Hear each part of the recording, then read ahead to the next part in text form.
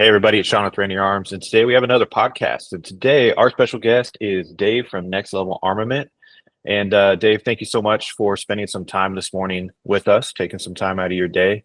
Is it hunting season for you guys over there right now? Just tidied up, and then we have a late firearm season around Christmas. So, lots of people getting ready to go out and do all that fun stuff with our 450 Bushmasters. So it's a good time of year for us for sales. So, good Heck stuff. yeah, nice. Yeah, our rifle season just kicked off, and just so you know, I should be sitting in a tree stand right now, but I decided to come in and do this video with you, I but appreciate. won't Yeah. hold it against you.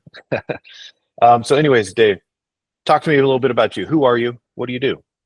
Kind of a manufacturing nerd. Really like the processes and technology improvement and stuff we see in our space, the CNC space, additive manufacturing, 3D printing, all that kind of stuff. One of, my things is that you're never going to know it all. You're never going to learn it all. And as technology evolves and gets better, there's even more stuff to learn. So, for me and my massive ADD head, it's very fulfilling to be able to grab something and create it from a bar napkin, which happens more often than you can ever imagine.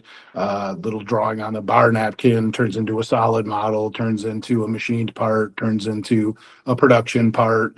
So it's very fulfilling for me, and the team that I work with is very good at doing that quickly, making things happen for customers. As you know, the industry that we're in is, very demanding, and, things can change very quickly with either laws or whatever's going on in some place. Like 2016, all of a sudden California's got a ban, but it's also election year. So everybody and their brother can get grandfathered in on lowers out in California. It just, one year can be completely different year to year. So being able to respond to that and maximize, production on certain components, it's fun to me. I mean, I always tell people if we didn't have problems, I wouldn't have a job. So I enjoy that aspect of things. And one of the things we do, so you have Next Level Manufacturing's the machine shop portion. So we do in-flight Wi-Fi connectivity. So we were one of the first companies when you go and you get on an aircraft, there's the radon that sits on the top of the plane, that big bump that's on the top. There's a communication plate inside of there that either does, satellite communication or ground tower communication or both. And young Elon is kind of entering that space as well, where they're going to start using plates to do communications and communicate with his satellite systems. So it's a cool industry. We do a lot of that. We do obviously a lot of white boxing for other firearms manufacturers. That's always a good time. You'll have somebody come to you getting bar napkin, proof of concept. I have this great idea for this product. I don't know how to make it. So baby stepping into that is, always fun. We do a lot of things where it'll be a contract run for a special customer, and then the general public will see, hey, these guys are using this. This must be great. One of our customers is very known for that. So we'll start out, we'll run like 200 of a widget, right? And you're running like 200 widgets at a time, but putting one at a time in a machine. And then once it goes, or another customer, starts to adapt in their distribution process, that product that they've developed. Now, all of a sudden that becomes a 10,000 piece order, right? So then we get into fixturing, work holding, how to check the parts while we're processing the parts. So you get into touch probes. And like I said, the technology piece is a big thing I don't think people really realize. I think they think it's, the 1950s, there's rats running around the floor and we got a little headlamp on our heads and are running parts. I do some junior achievement teaching, and it's kind of interesting. At the end of the class, I take all the students through, and they run through the shop, and they're like, I had no idea like it was like this. Like I just pictured like a shitty, dark, dank shithole shop, and then the students are like, oh, my dad does what your, CEO does, my dad or CFO, and you know what I mean, can kind of see the pieces where, manufacturing relates to. And we're in Michigan, so, automotive makers and all that kind of stuff's here. So obviously, they see that portion of things in the high volume production for that industry. We got Stryker Medical here. We do some medical components as well. So the firearms industry stuff is very kind of loose tolerance compared to a lot of the other stuff we do. And it was out of necessity that we did Next Level Armament. So it was a gentleman came to us. Typically, the guys that swing, their dicks around are the worst people to deal with, right? So this guy came Yeah. in. This guy came in, and he's best friends with all these guys and everybody in the industry and knows everything. He had us start building AR-15 platform for him, and he had a company on the east side of the state do the uppers and lowers. I said we kind of wanted to stay away from them. The forgings had a lot of inconsistencies in them, so for us to final machine them, we kind of backed out of that. I think this was 10 years ago now. But yeah, so he ended up never paying a bill. The guys across the state were like, shit, we're going to go out of business. And I said, hey, we have the other components for these rifles. So we will build these up on those lowers that you have. We helped them sell all those before we started our own brand and launched that. First thing we went to market with was the 308 AR-10s. Mhm. As you know, it's a lot smaller space, right? So Oh yeah. it's, Yeah. it was easier to kind of get some brand recognition in that AR-10 platform space, and also sell all the components that were helping out this other guy. And during that time frame, we developed, the AR-15 and did the, whole ambi controls and all that fun stuff. We were first to market with a left-hand eject AR-10, that's fully ambidextrous. We just came out. You guys will probably be seeing relatively soon fully ambi DLC bolt carrier left-hand eject AR-15 as well. It's Nice. fun. It's funny because I finally really got to see a lefty that shoots fast and shoots in action. And you don't think about this guy. You're grabbing this way. He's getting. I was just think, well, it's just flying by your face. But these Yep. competitive shooters, it's a game changer. So And they're definitely all super. one of the guys I shoot with is left-handed shooter, and um, I didn't realize how much of an issue it was. And I talked about this before, but I had to zero his rifle for him because he was out of states and we were going over to Finland. And so he was shooting a left-handed ejected rifle. And so I was zeroing it shooting right-handed. And yeah, just that one, the gas is like still in your face, but you're getting that brass that's just like hitting your arm. Like it made me totally understand, like, dang, Yeah, these left-handed guys are getting no love with yeah, just these rifles being all set up right-handed. So I mean, it's cool that we're seeing a lot more of that, especially like the 308. That was pretty yeah. much relatively unheard of. So anybody wanting to hunt with a 308 from an AR-10 platform, they just had to deal with the fact that it was right-hand eject, Yeah, you know, and it's a little bit of a tricky one to schedule. I mean, I know we got a lot of stuff that's always, kind of back ordered on the left-hand eject AR-10 bolt carriers. But I mean, you think of it, you got to make every single component, on that specific, right? I mean, AR-15s, you can run out. Your carriers are going to work for multiple caliber. You know what I mean? So it'll be one of those kind of figure out the market things with AR-15s as well. Once we fully launch those, we debuted them at GOA this year, and they had them out at Range Day and stuff, and they were very well received. But we're always conservative on our volumes. We've watched so many competitors go out of business, especially during those booms, right?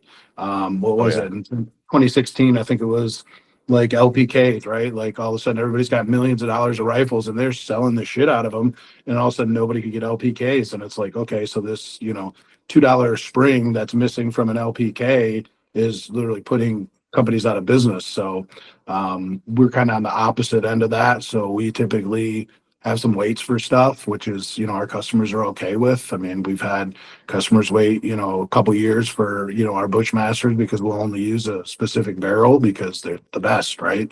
And they appreciate it. So we're not going to run, 200,000 of the lefties or anything like that. We'll probably run a couple hundred of them. And, as they get low, we'll reorder them. But machine time's precious, man. It's, one of those things that's just, it's a bitch, man. Like I said, especially with some of those contract overrun customers that there's a photo that get leaked from somebody that's running this equipment in a certain area, and all of a sudden everybody's got to have it, you know. So it's it's a good problem to have, I guess, you know. Oh yeah, definitely. So how do you had mentioned earlier like staying nimble pretty much when things change because like our market just fluctuates so drastically. Do you have like a secret or do you have a way that you have been successful with just being dynamic when the markets change, when the new hot thing comes out? Like how do you pick and choose what you're going to do? And how do you kind of, how do you adjust and stay ahead of everything that's happening? I mean, our key here really, especially on the manufacturing side, and it's always been, you know, the conversation we have is we're never super heavy into one industry at all, you know. So we were super fortunate. Like during COVID, our aerospace was completely in the toilet, right? They were not ordering anything for a year at all. So firearms, you know, when they started burning cities down and shit, firearms, you know, were gone. You know, and then, you know, toilet paper sold out, so did guns and ammo, right? I mean, people were fucking scared.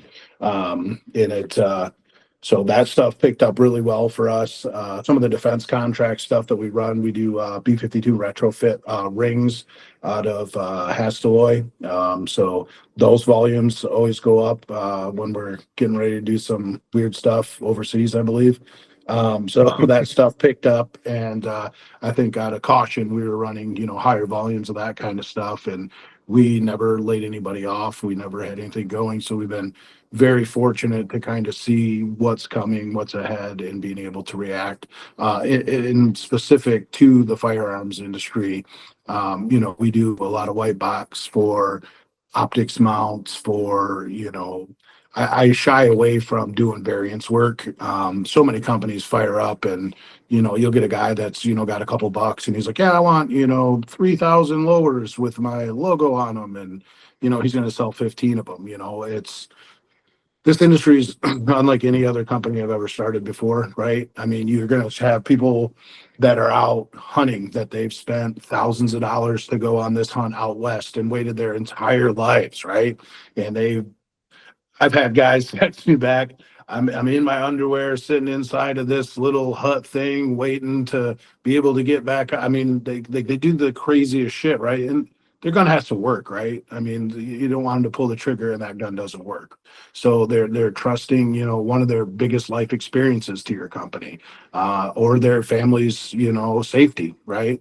So it's a pretty big thing. And getting people to trust and understand and know the quality of your products and have confidence to be able to buy those for either one of those applications is a big thing. So we really shy away from, you know, the startup guys wanting to get in and, hey, I want a ton of lowers made. You know, at the end of the day, we might get paid on it, but it's not worth the paperwork and doing all the stuff. So we don't really do any of that. In the market, we have a good pulse on it from all the shows. You know, I see you guys at shows and stuff all the time. I'm not sitting at a booth really, you know, pushing our product a whole lot. I'm running around like I'm running for mayor, talking to everybody else from all the other companies, seeing what they need machined, you know, what they have going on. And that's worked out quite well for us where, you know, even inside of the industry, we're diversified with that stuff. So, you know, optics mounts and, you know, things that are made for higher end products. You know, that's been, you know, a huge part of what we do. Suppressors and, you know, adapting systems, you know, hub systems, those type of things. Being able to see, you know, the electric, you know, the kiosk rapid turnaround where a guy goes into work and files his paperwork and gets a phone call to pick his shit up the same day, you know. Yeah. I think the government just, you know, knows that they have, you know, automatic money now, right? I mean, it's going to be, you know, 200. Hold on. This guy's calling me. Oh my God. Look at that. Sorry about that. Um, but, you know, I mean, everybody at the ATF's draped in gold chains and, you know, gold teeth. And I mean, so instead of having a whole department that processes things to have that stuff done automated is, you know, just a no brainer for them, I think. And I think we're going to continue Mm. to see that. So that suppressor side and suppressor component stuff has absolutely exploded. As you know, we came out with our modular system. You've shot that before. Yep. We just had wrapped up our, third generation of our cans where they're 3D printed out of titanium and Inconel. And then we're waiting on some FLIR testing for our coating. That's a heat dissipation coating that rapidly changes the cooling process on that. I'm going to have you Oh, talk to that'd be sweet. yeah, and That'll I'm be gonna real have you sweet. talk to the chemist because I can't wrap my brain around it. Like in my peanut brain and machining mind, like you have a porous object that the porosity, the surface area you have. That's why we have a knurl on there to create more surface area, right? To maximize cooling. Now you're gonna paint that and seal that and make it cool faster. It doesn't make sense. They've explained it to me. But yeah, we'll definitely do a video with smarter people than myself because my pea brain doesn't get it. So and also get that Mm. third party input. You guys did our decibel readings on our original cans, and I just you see the companies out there that they go shoot and put a cell phone down like, yeah, that's what we got, and I'm like, yeah, you can't do that. You'll get eaten alive in this industry. So third party validation on everything. Oh yeah, for sure. So I think an interesting kind of piece with you guys. So you have just all these different levels of your company, right? You're already talking about aerospace, and you're doing all these different things. You're also OEMing for a lot of other gun manufacturers, but you also make your own. How do you handle that interaction maybe at shows where you're talking about, this is the next level lower or whatever it is, but then they try to compare that to maybe a company that you're OEM and they're like, well, why would I buy this if I can just go and get this one that maybe they perceive as a higher quality or whatever, but it's the same manufactured piece. Like, how Yeah. do you handle that? So, I mean, like I said, we're not really in the space of having tons of stock and doing tons of volume. We have last month we did sell 4,600 charging handles, right? So we move a shitload of upgrade stuff. We also let other companies utilize our patents that have, better channels. So it's a great relationship. It's not like, hey, you're going to buy ours or buy theirs. It's one of these things where, we've designed stuff and I've talked to John about like, hey, I got this new blah, blah, blah. Do you guys want to put your name on it? Because you guys have way more distribution channels than we do. I mean, at the end of the day, we make perfect shit here and I don't care whose name goes on it. If, company X is going to sell, 30,000 of them over 5 years and Next Level Armament would sell 300 of them, we always do within the best interest of our employees and all the team here. And that's the majority of our machine time is for white box stuff. Next level armament, probably 5% of what we run through here is our own stuff. So it's pretty easy to manage. I mean, that's why we'll be out of stock. We're the bitch boy of our own company, I guess. Our customers call and they want their shit. We jump through hoops and our stuff sits. So I mean, it's pretty simple. That's actually a good mindset. I think other people struggle with that aspect, but having that to where, you're not worried about your you are worried, but you're not like you're not worried about your next level armament stuff being the one that's seen as the best. You want the whole market to have essentially fluctuated or not fluctuated. Let's see, what's the right term? You've got a lot of stuff out there. Let's put it that Yeah. way, to where Yeah. the quality's there, and you're not worried about just next level armament being the go-to for everything. You want everybody else to be happy, and I think that is. I had to wrap my brain around what I was trying to say, but I think that is a solid way to look at it, because in the end, it's going to be us as consumers that are going to benefit from it. Because if you're just trying to hoard all of your great ideas, but you don't have the distribution channels that some of the bigger companies do, then we're just not going to be able to get to play with the nice stuff, the upgrades and the new designs and stuff that you're coming out with. Whereas with the mindset that you have, it's let's get it out there. These guys can get this to a wider market. Let's let them play with it and let them get it. And I don't And know, and that's that, pretty that that's a interesting. that's a twofold thing too, because it used to be the first thing that every single company would do, and you've seen a lot of these companies rise and fall, is they'd be like, well, a CNC machine's, only $500,000. We're gonna buy, five of these and we're gonna start running our stuff, and they can't find the talent, they can't find this. So more and more of these companies are starting up. They're not making much internally themselves. and they're doing what they do very well. And I've seen that change in the market where you used to get into the conversation of, I'm a cake baker and they're just a cake decorator because they're lasering their name on it. At the end of the day, the consumer gets a better damn cake. You know what I mean? Mhm. It's all part of, like you said, making the end user, have the best product for the money. And that's another part of the equation to get into is being able to keep things here stateside with domestically milled materials, right? You can get a Haas and some tooling and some other stuff and spend 150 grand and get a compressor, and you can be under $250,000 and have a little shop up and running, and that's great. But you start to get into volume and you start to get into percent attendance and part density and all these things that make a massive difference. You have to get into some pretty expensive equipment, touch probes inside of there, tool detector, like everything is a completely different game. So when I talk about those guys starting out with running 200 of Part X to moving to 10,000 for a mill contract, right? We're able to facilitate all that without them changing, their volumes, and they don't have to manage any of it, right? They're just moving on to. I got one customer that does that quite a bit, and we're developing 4 new products for them right now because they don't have to deal with any of the bullshit. So throughput for everybody is way more beneficial that way. Mhm. Yeah. So to change gears a little bit, how'd you meet John? uh, I think I told him I wish I could gay marry my hot self or something like that, and he turned around and was like, "Who is this guy?" No way. Yeah.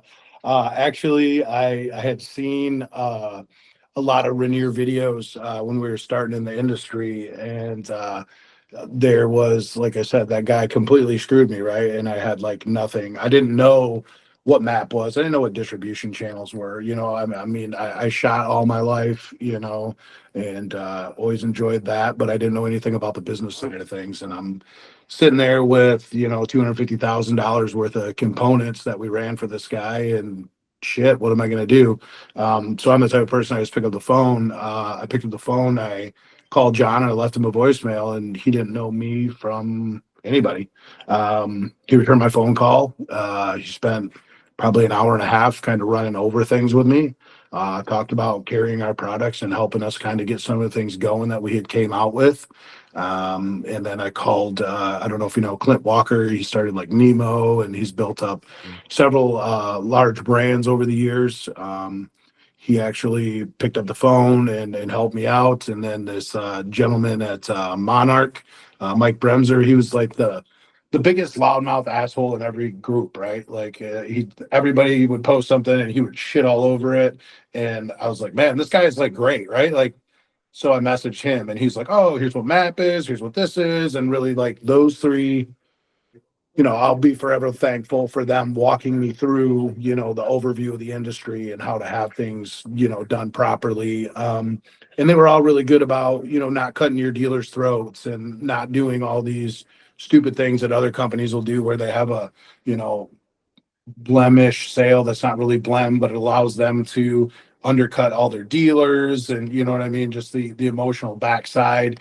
Also to have an IQ business intelligence with those guys where you look at, hey, we could hire 50 sales guys and have somebody in every state and have this, and you have 2 separate business models, or you have the distribution model, right? And I asked those guys, like, what model is better to run?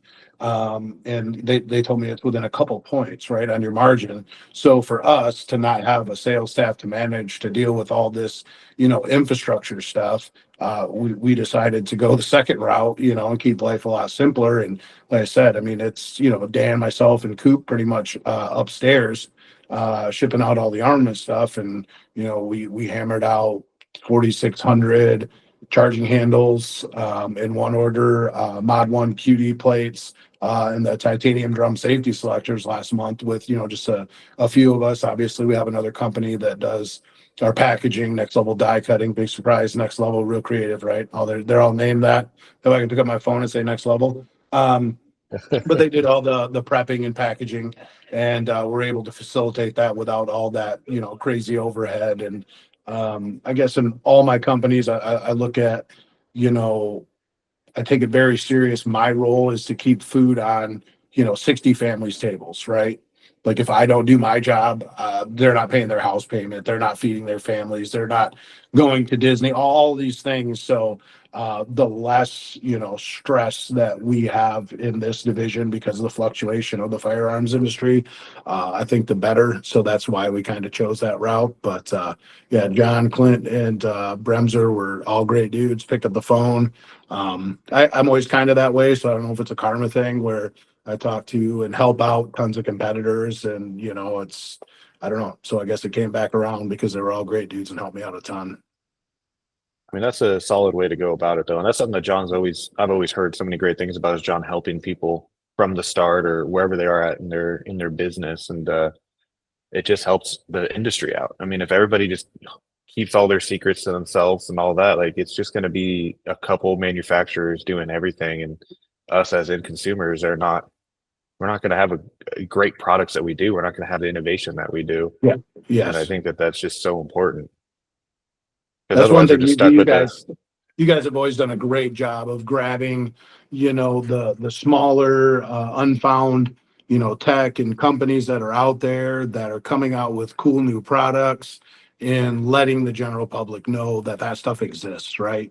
And that was, always the strong suit was you guys would grab something nobody's seen and all of a sudden it's a hot shit item, very quickly and helping a lot of those small companies out. So it's a very cool piece of the puzzle you guys play in the industry. And it's crazy how small this industry is in comparison to other industries, and everybody knows everybody. And yeah, John's always been really good to me. Yeah. So a little bit more about you. We've talked a lot about the manufacturing and the companies and stuff, and I don't know if you like to talk about yourself much, but I'm a firm believer in just getting people to. I don't either talk about myself, but getting people just to know the people behind the company a little bit more because they can buy into a person a little easier than they can buy into a company. And I think that's where like John's had a lot of success. Is a lot of people they bought into John and they know that John is a great guy and will do everything he can to help his friends. And because of that, they're going to help support his companies, regardless of what's going on with the company and whatever heartaches are happening or other companies that he starts up or things that he does. People are going to back it because they trust and believe in John. So I want to get a little bit more into Dave, a little bit more into you and figure out, not in a weird way. I know that I was gonna say, you said you what want to you're get a into little is bit more into questionable, me. but wanting to marry your gay self and whatnot. But anyways, just a little bit Hey, about like awesome. who you are, where you're from, just kind of some background stuff. So yeah, I mean, I was typical dumbass kid in high school that um, everybody met on their first day of school, and that story's been told to Kristen probably 500 times. Where she'll meet somebody and they'll be like, "Yeah, Dave was the first person I met at school. Dave was the first person I met at school, and he was my first friend." And it's like because I was kicked out of class, sitting in the hallway for talking too much, or putting stink bombs off, or just something stupid. I was just always that dickhead kid, and I mean, I pretty much still am. You get told all the time. You'll get over that as you age, or you'll stop doing that stuff. And I think I probably got worse at it as I have more time. I just had a dude hack my PayPal and try to do transfers under a certain dollar amount, right? Because they're not prosecutable in California. So they have the balls to put in their personal information, their personal bank account, and like a green dot card to try to transfer money from my bank account to their account, right? That I looked this guy up. I found him on Facebook. I found the address was right, like everything's there. And I'm so petty. I'm mailing this dude dog shit, glitter bombs. Like, I mean, so I guess I never grew up. Didn't do very well in school. Not for the lack of brain power. It was a lack of interest, I guess. I did really well in CAD and plot plans and drawing up my houses and that kind of stuff. Back then we had drafting kids. It was a little bit different, but we did this shit on paper a little bit. So then, yeah, I went right to work in a machine shop and swept the floors, did assembly, ran some lathes, ran some mills.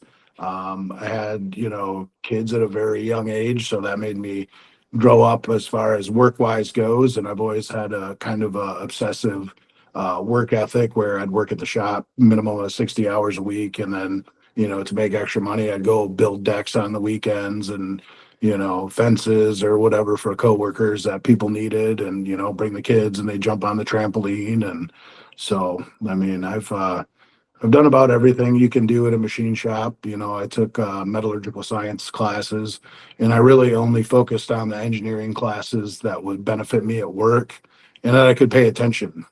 I mean, some of that stuff I was sitting there and I'm like, okay, this math is not mathing and I really don't like it. So yeah, and then I had ran another a machine shop and did that for years and diversified them into multiple industries. And then I went out on my own and started a federal contracting company, which was kind of a crazy place to be. I mean, I sat in my underwear when my kids were younger and sat around and figured out how to do the whole federal contracting thing. It was super cool. I could get up at 3 in the morning and do some bids and do some, work, and then go to the beach with the kids and hang out. We ended up doing some interesting things like developing the infant and toddler kits after the FEMA, you know, fell on their face during was it Hurricane Katrina. So we developed kits with every need of every age of infant and toddler. Uh, Wipes, perishables, the food, different types of formula that are all pre-mixed because you might not have a water source. Um, and then we were single source for that. And we talked to the FEMA director at the time, I think it was Fugate, and we ended up pushing back and being one of 3 vendors to do that contract. Obviously, single sourcing in an event like that is never cool, right? And then our first exercise on that contract, they contacted us and said, the other 2 failed to fill this contract. Can you please fill this contract? And it was batshit crazy. I think my kids were probably in 6th, 7th grade at this point. And we drove in a blizzard in Michigan, like crazy blizzard, to every store that we could find to buy all the goods to fill the order. We have Spartan Nash, which is a large food distribution hub here. We were able to obtain all the goods. I had to drive them to my house. Got a Bobcat with a track on it so I can make it to the highway to load up the FEMA trucks. Like nobody was on the road. It was absolutely terrible. Chicago lost power. It was horrific. But I've always looked at things a little bit differently. I looked at that like if we didn't come through with this, these kids aren't going to eat, right? So it was very, very serious for us. That has come back down and give us a big hoorah and yaddy daddy and had a little party with FEMA. So that was pretty cool. And then after that, it was awarded to a large company. And I said, there's no way that this company is going to be able to facilitate and do this and rotate the perishables and be able to have them ready for you guys.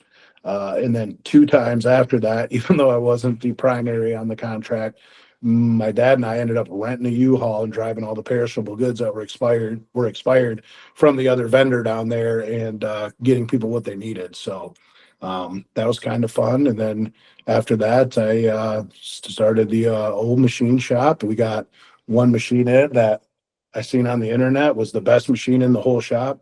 It was the biggest pile of shit I ever seen when I got here. I think they sent us a video of a different machine. I opened the controls and there was corn cobs in there. So like mice were living in there. So it was great. So yeah, that was fun. But yeah, we've overcame a lot. So it's been a long road, but it's a lot of fun. I think I'm too dumb or too stubborn to fail. A lot of people would run into those type of issues and it's whatever. And it was just kind of like, I really don't have any other choice because if this doesn't work, I'm gonna be broke. So let's do it. Yeah, figure it out. Be a necessity, like you have to. Yeah. Yeah.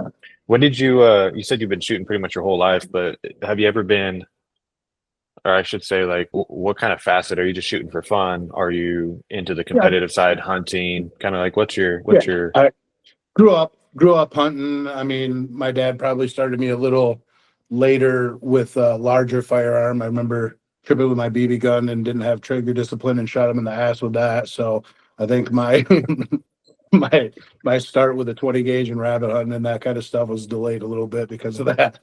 But yeah, we go out. Ammo and shit was cheap when I grew up. We'd get a box of clays and we go had a barn out back with a big hill on it, so a perfect spot to loft off clays, and we, bust clays for an afternoon, deer hunting. I've hunted about everything you can, and really enjoy just being outside, man. It's great. I've done, the competitive pistol shooting. I've done some two gun. That shit's a riot. One of the worst things I ever did for my shooting experience was started a gun company, because now I'm testing new product more than I have time to do anything else, right? So that'll really kill your shooting game, is having a gun company, man. I've heard that a bunch of times. People I've talked to, it's the same thing. They're so focused that when they go out to shoot, it's not to enjoy it, it's to test it, it's to figure Yeah, out what's going on yeah, with this, how does this work, and yeah, it yeah, kind of does suck. When you turn a hobby into a career, it can be detrimental to that hobby for sure. yeah, yeah. But I mean, you develop some cool shit like you guys. We just got a couple of orders for you guys for the radial delay 9mm that we have for a conversion kit on the AR lower. Those have been selling really well, and I just built up for personal use to go shoot with some of the mid-tier snobby guys. We meet up, in Michigan and go do some shoots. Running that system with that new titanium 3D printed can it was just absolutely flawless, absolute riot. So I get to have some fun now and then. I mean, there's no points being scored or anything like that, but went on and rock the shit out of that, and that's fun. Yeah, getting together with a bunch of guys is a nice way to do it too. Where there's going to be some dick measuring going on, of course, because we don't know how to not do that when we're all together doing things. But you're there to just for the camaraderie, to have fun and all that. Yep. Like I go out to Kentucky every year and do that. Same group of guys always show up, and as All we're your shooting and cousins. doing drills, yeah, as we're shooting and doing drills, we're also talking a lot of shit. Yeah. We're messing with each other, and just it's a good time. It really is. It's a nice way to take a hobby that we all have in common and not take it not necessarily as serious. We're just not taking it like it's a competition serious. We're taking it serious. We're not pointing guns at each other or anything crazy like that. But Yeah. if you're missing and messing up, like we're gonna bust your balls about it. But at the end of the day, we're all gonna go have a couple drinks afterwards, and that's just it. It's just fun. It's really, really relaxing. So another hobby that I know you've got is crypto, something that I really don't know a whole lot about. So I know we're talking about that a little bit before, and Yeah. talk to me It's about your journey through crypto. it's been one of those, I guess back when I first started doing things, like everything else, everybody thought I was, pretty batshit crazy. Um, so my son and I were screwing around, and, obviously, Bitcoin, wasn't really anybody know about it at all. And then there was a new chain that came out, called Ethereum. And it's like, oh, you can mine this with a computer and a graphics card. Well, we had a little graphics card at home, and we sat there messing with it. And it's probably 1 or 2 in the morning. And, I said, you know what? I'm going to go to bed. And I woke up in the morning, and my son's like, hey, we got some Ethereum. It was like $5.16. We're like, cool. Let's hook up 2 graphics cards and see what we can do. And then we woke up and we had more Ethereum, right? So that was all fun. And then I kind of went a little crazy, and I went and bought at the time like 70 grand worth of graphics cards for myself.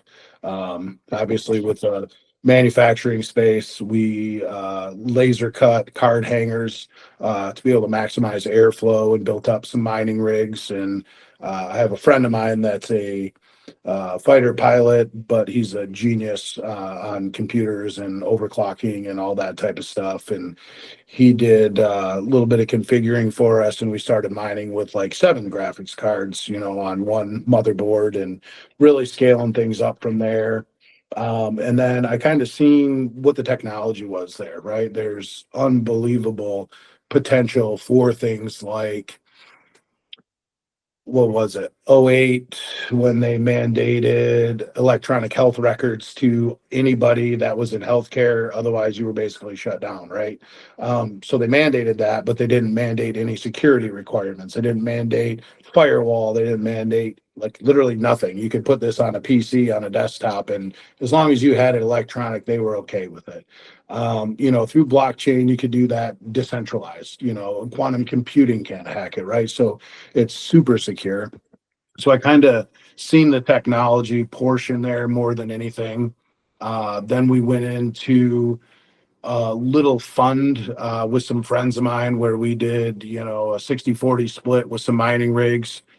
We had smart contracts. So what that is I can put in, you get 60, I get 40, and every time it mined, it would distribute it to your wallet. So there's no way for anybody to get screwed, right?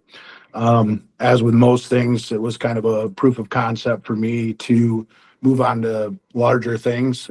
We ended up doing a private equity raise. I think we bought 3,000 graphics cards at the time, 500 Bitcoin miners. And again, this is, I want to say Ethereum's around $100 ish at this time. I was telling people, this is going to go to, $2,000.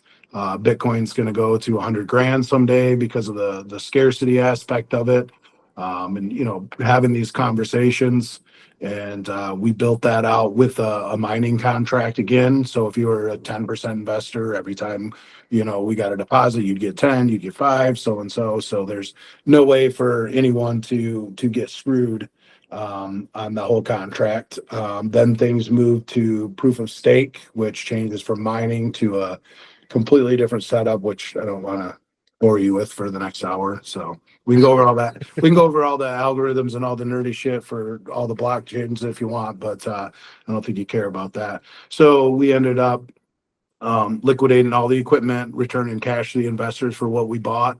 And then we instructed them to stake their Ethereum, which allowed them to earn, I think the first year, about 12% on their money just sitting there, paid in ETH. And then, so everybody just kind of amassed it. When everybody else was panicking that things go up and down, is super volatile, is when I typically buy. Then I got to a point where I was, super busy. So I just set up auto buys every week, and would go through and it would just automatically buy me my top market cap stuff that I wanted to buy. So I've done, pretty good on that stuff. And one of the things, like I said, I look at is how can this technology be utilized in spaces I enjoy and I know that need the space. So about 5 years ago, I had a friend of mine that worked with on the smart contracts on Ethereum, and we basically created a firearms transfer log. For listeners that don't know, you have a bound book, right? If I manufacture a firearm 1, 2, 3, I write it down in this book, right? And then I transfer it to you, Sean, and a piece of paper goes in a box, and I send that to you, right? And then you get that, and then you write in your little piece of paper that, hey, I got that gun, right? And so it's, in my mind, it's an archaic system, right? So obviously, blockchain would be a massive solution to this shitty technology, So we created it. The ATF basically wasn't compliant. There wasn't any ebooks type stuff really around when we had came out with it. So then revisited that conversation. I have Fastbound and some other companies that are out that these guys really really like. So makes life really easy for you guys, the dealers, the manufacturers. So basically, we had the conversation of all the things that are missing in the firearms industry and a lot of the issues that we're running into in the firearms industry. And we've created a token to be able to do everything that the firearms industry needs in a one-stop solution, right? So it's everything from basically having a decentralized bound book, right? Now that's going to stop at the consumer level, so we're not doing anything with anybody's information or anything like that. It's going from me as a manufacturer to the dealer, so it helps with that. And then you're going to have the piece where I don't know if you're familiar with it, Sean, but all the time we run into credit card processor issues where they get Yep. bought by a liberal company and they stop you from getting your money. I've had that happen 3 times where one held on to a ton of money for like almost 2 months. And then I called the guy. I'm like, hey, I'm booking the next flight to New York. You've been holding on to my money and we're going to meet in person. And miraculously, the next day I had my money, right? I mean, it's just like the craziest shit ever. Even the Pro 2A processors that we work with, in the past year, we've ran into probably 6 or 7, payment issues for getting to batch for 3 weeks or this or that. Um, so we're going to have a payment gateway inside of, this technology. We're also talking to some other places like military bases, how they're tracking the ins and outs of their equipment. Right now it's still done through an archaic system. Then one of the other pieces of this, I know we talked about contract and contract overruns. We'll be able to track all those needs for the customers on blockchain as well. So when I transfer you part 1, 2, 3, 4, you know where it was originated from, the material certifications there, and that will live with the life of the part. So we kind of had this conversation about creating all this, and then a few of the guys had brought up, a founder of a cryptocurrency typically gets, this tax, right? Every time a transaction's done or something happens, a tax gets deposited to a company account. Then we had the conversation, what if we could set this technology up to donate to our 2A defenders, right? So that was what we did, is we have that set up to be able to go to the 2A defenders. And we have a governance set up of founders companies in this program, that does the voting of who and where, the money goes. Everybody that is a founder is an industry, behemoth or a great company to work with. That should just base people. You know what I mean? It's not like, we got any of these liberal commie companies in here. It's great. And this will also help out, like Vortex Optics is one of the companies that came on. Right now them and a lot of the other companies are running into origination and tracking of their product and Chinese knockoffs, right? So this would also facilitate and ending that. So you know, when I tell people about a cryptocurrency, right, and they call me and they ask me, one of the things you look at is circulating supply. One of the biggest things that I look at is who's on the team, right? Because you're going to have people that are probably going to have some money soon. So you got to have people that know and have been here before and aren't like rug pullers. You hear about that kind of stuff. Everybody on this organization is a structured and established person in traditional business and is familiar, in the cryptocurrency space. And then one of the other things is, what is the technology? What is it doing for the consumer? Is it something that's needed? And I only get into, industry disrupting technology in that space, where you're going to come in, you're doing, you're creating, being able to track and do your products faster. You're creating, your traceability on your serialization from Chinese imports.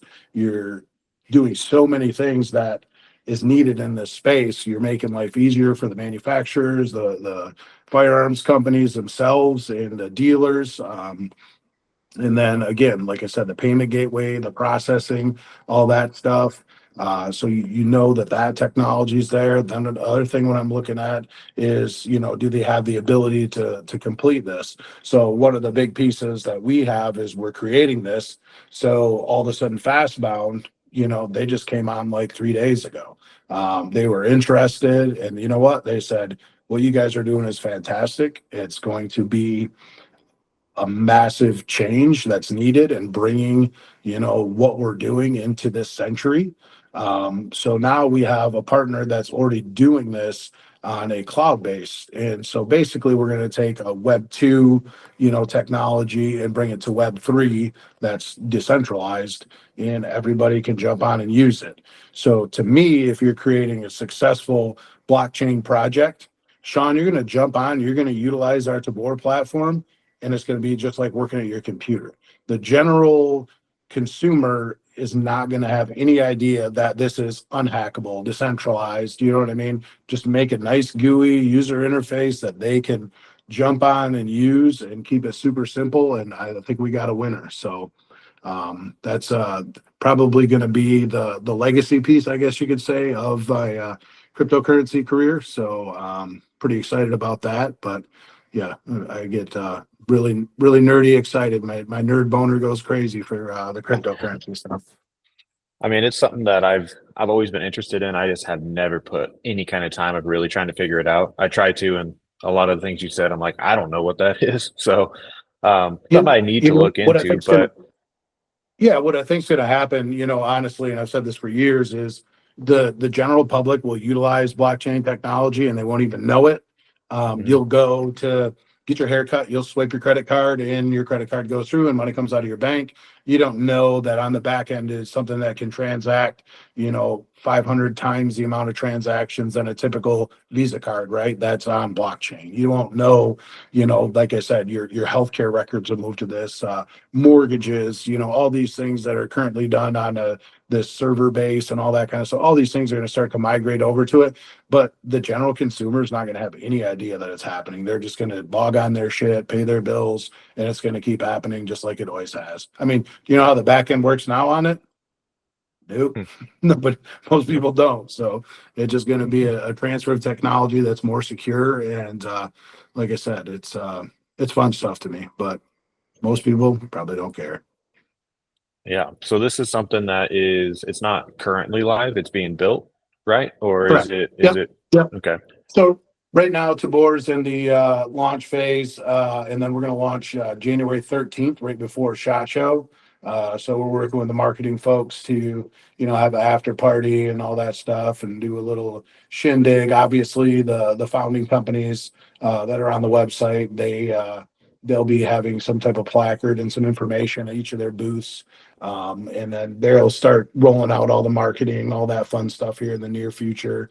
Um, I mean, mass adoption is one of the biggest things that you have to have on a project like this. So, getting it out there and having people know what it is and what it does, and instead of each of these founders writing $20,000 checks to GOA or whatever organization it is, to have that done automated and be larger dollar volume is a part of the goal. You know what I mean?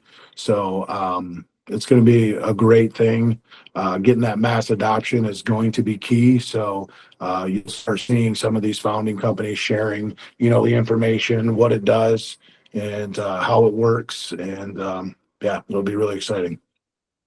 So essentially, the goal is to get as many companies as you can to adopt it, and then by doing that, the end consumer who doesn't know what's really going on will be essentially supporting two-way just Correct. because these companies have adopted it. Because, like you said, all that transaction tax that would normally just go to a company is going to go to benefiting our fight to protect our Second Amendment right.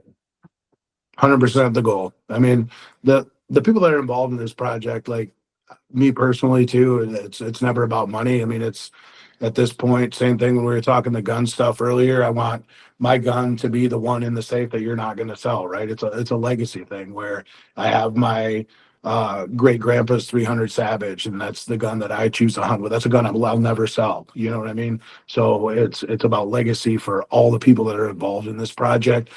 Something that'll be around a long time after we're all gone, and something that'll be very beneficial for these companies that are fighting these legal battles. I know eggs, diapers, ammo. I can't think of a single thing that's went down in cost, right? So the checks that people are writing and the donations that people are making, even companies, right? I mean, margins have gotten thinner and smaller, and cost of goods have went up. Um, so for us to come up with an automated way for people to do things that they're doing anyways, monetize that and reward, the people that are fighting the 2A is super important. In this economy, yes. Yeah, that's right. So if I know that we have links on our website on rainierarms.com to take check out Tabor. Is there a direct link website that Yeah, anybody can go yeah. to? We can just drop it in the comments. I mean, it's taborcoin.com. I mean, it's on the Next Level Armament site. I think Fastbound and Vortex and all those guys are getting them all up on their site. If you go to the site, you can see, the founding companies, and it's a little bit different where you're going to see cryptocurrency investment people start to come into this once they see the project. They're going to see, us starting to gain momentum. They're going to see coin value go up, right? So you're going to have that cryptocurrency piece of it, but then you also have that whole technology piece. So that's what I was kind of getting at earlier is you have when you analyze a cryptocurrency, you look at who the team is, what they've done, you look at the technology behind it, and then that's what's going to create the coin value and make that go up. So we're already working, like I said, on the whole technology piece. And me personally, I look at things in this space in 5-year increments. You know, the technology has been developed. There's a lot of stuff people have tried to come out with that were great ideas, but they didn't have the team to be able to launch it. You know, there's some graphics card rendering softwares that you can jump into and on demand, processing power that you can utilize through blockchain and all these other things out there that, were early investments that people made that they just never came to fruition, or they're still working on the technology 7 years later, right? We're very fortunate to have, companies that have done this on Web 2 to help us bring it to Web 3. So I think you're going to see quite a bit of momentum on the excitement from the 2A people being able to buy a cryptocurrency and be able to have something that's, from industry people. And then you'll have the people that understand the technology that'll be buying in to help, launch this into the stratosphere. And then you'll have the people that understand both and are just going to sit on it and just wait for it to go up like I did with all my other cryptocurrencies. So this will be eventually open to the public. Anybody will be able to buy into. Yep, it'll be January 13th. Like I said, that's when it Okay. will open up to the public. So, yep, and we'll be live on our socials, and all the founders will be live on their socials, and we'll get you guys over the info to make sure you guys can get that info up for people to buy in. Awesome, dude. It's definitely something that I want to learn more about, and maybe we can, dedicate some time on a different video call to talk about just this for people who want to learn a little bit more about crypto. Because I mean, for me, it seems, I know it's something that John's very big into, and a lot of his friends are very big into, and it's been very beneficial for a lot of people. Sure, some people have lost their ass, but a lot of people, have a nice little egg to sit on. Yeah, But being able to learn a little bit more of, if you don't know a damn thing about it, it's going to be a how to start. real different with the current administration coming in. So Bill Huizenga is a state rep here in Michigan. He had stopped by, I think it was 2016-ish. No, it was after that because Trump was already in office. So he ran by and was looking at the firearms company and the manufacturing, and we started talking about cryptocurrency, and he says, yeah, it's, only bad guys are using it, and like da da da. And he's on Trump's advisory committee for cryptocurrency at that time. So I took him over to my mining facility that we had, and we went through there and kind of showed him everything, explained how blockchain works, explained tech. So he's a huge advocate for it now. And I know you probably see Trump's buying burgers and Bitcoin and, firing things up. And I think Trump Jr. is doing it. So you're starting to see a huge shift in this being normalized, right? Where previous administrations have really demonized this stuff. You're seeing this administration have conversations about creating a strategic reserve in Bitcoin and other cryptocurrencies, so we're at this point of a big shift. So it is very exciting, and it's very cool to see. And yeah, I'd be willing to jump on and just do a crypto nerd one. You'll just have to tell me when to shut up because I get too excited. Well, I get kind of stuck in just listening to all of it. So it just might be a long video, and then people can kind of Skip figure around. out. Yeah. Yeah. Yeah. We'll just put a little skip ahead to this point to learn more about this.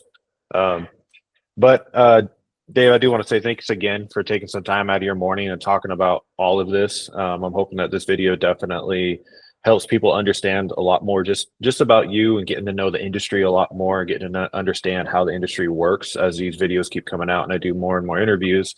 A lot of the same themes are starting to show a lot, and that's how the community has really helped each other out, and then just how people are really wanting, the community itself is really wanting to grow this and protect our rights. I mean, it's such a unique industry. I mean, we're constantly under attack where the administration is trying to take away, what we do, what we fight for and stuff. So it's really cool to see the coin coming into the picture now and offering a way for people to finance essentially the fight against the people trying to take away our rights, and just really, really unique. So I appreciate you taking the time to nerd out a little bit on some of this stuff, and definitely pique my interest to learn a lot more. I'm hoping that a lot more other people will get piqued about this and want to spend some time looking into it.